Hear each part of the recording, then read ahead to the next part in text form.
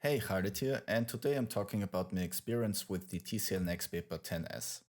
The tablet was first revealed during CES 2022 and has been available since the beginning of March in selected countries in Europe. But let's go back a bit. The NXTPAPER technology and brand was first introduced at IFA 2020.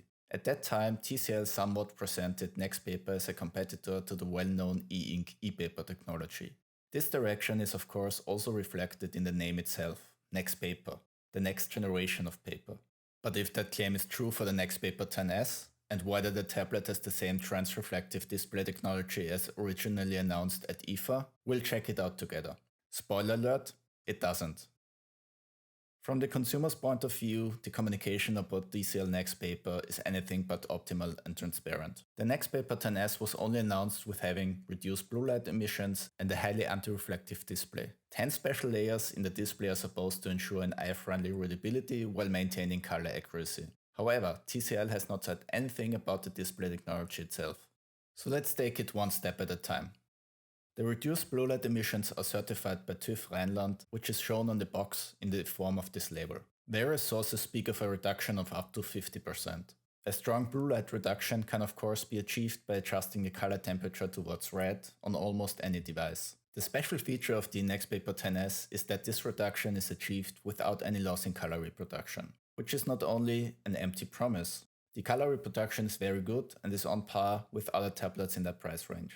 As for the blue light reduction, I personally can't verify it without the proper equipment, and to be honest, I can't really say if it helps or not. The second unique selling point is the anti-reflective coating of the display. This is very noticeable and immediately apparent when unboxing the 10s. The anti-reflective coating is also positively noticeable when the tablet is first turned on, because there is no annoying reflections from surrounding light sources.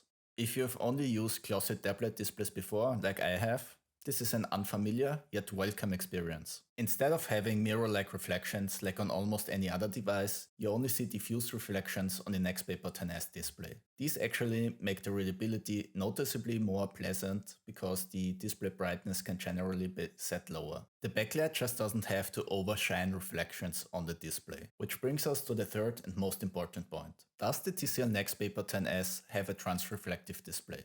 Unfortunately, no. Personally, I was looking forward to the new display technology which was presented at IFA 2020. However, the NXTPAPER 10s simply doesn't have it. Instead, it uses an IPS panel that is backlit, just like other tablets, which means readability is not good in direct sunlight or outdoors in general. A Kindle Paperwhite and other E-Ink e-readers are still far superior to the 10s in this respect. After having checked the display in detail, let's also take a look at the technical specifications overall. The display has a resolution of 1920 x 1200 pixels. The device is powered by an 8-core processor and has 4 GB of RAM. The internal storage is 64 GB and can be expanded with an microSD card. As mentioned, the display brightness is usually set lower because the anti-reflective coating ensures better readability without having annoying reflections, which in turn means the 8000 mAh battery should last longer on one charge compared to other tablets. The NXTPAPER 10s performance is good, but not perfect. Occasionally you can notice jerky animations. That usually happens when switching apps. Personally, I can live with that, as I didn't have any performance problems with in-app usages, but if you're sensitive to such things, you should keep it in mind before buying the device. Build quality of the NXTPAPER 10s is very good. It feels high quality and very solid. There's no cracking or any other unpleasant noises coming from the tablet, even when twisting it. The back is made of plastic that almost feels like paper thanks to the coating. So the name NXTPAPER is also present on the back. With a thickness of about 8 mm, the 10s is thin and feels comfortable holding in the hand. The weight of 461 grams is within the range of other tablets in the 10-inch segment. However, it is still relatively high compared to an e-reader with roughly the same size. I also have the Pocketbook InkPad Lite here, which has a 9.7-inch e-ink screen which only weighs 369 grams. Especially when reading for extended periods of times, the higher weight of the NXTPAPER 10s is noticeable fast. The sound quality of the inbuilt speakers is okay, but as they sound a little tinny when turning up the volume, they are not the highlight of the device. It's a stereo setup, so audio is only coming out of the 2 top openings. Finally, let's take a look at taking notes with the included pen. It's made of metal, is passive, and feels solid holding it in the hand. When touching the screen with the pen, you can clearly hear it because of the hard tip. If you often take handwritten notes or draw with it, keep this in mind. It's worth mentioning that this is not a capacitive pen, as it doesn't work on other capacitive touchscreens.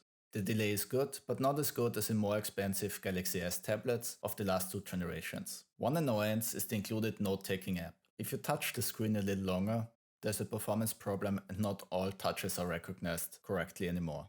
Fortunately, this only affects this app and the pen works without problems in others. So it's most likely only a software issue that can potentially be fixed with an update. So what's my conclusion using the NXTPAPER 10s? In summary, I can say that it's a good tablet. However, I still have to admit that I'm a bit disappointed. Not because of the performance or the build quality, but because I simply expected a different display technology. The strong anti-reflective coating is a clear advantage in terms of readability compared to other tablets, and the blue light reduction gave me peace of mind when using it. But I'm still disappointed because with the NXTPAPER brand I simply expected a trans-reflective display. Although the color reproduction is much better than on any E-Ink Kaleido display, in my opinion the 10s is not a real competitor to an E-Ink device. For that reason, I can recommend the NXTPAPER 10s as a mid-range tablet for media consumption in good conscience. But I can't recommend it for anyone who mainly wants to use it for reading books. That's it. Let me know if you have any questions in the comments below. Thanks for watching. See ya!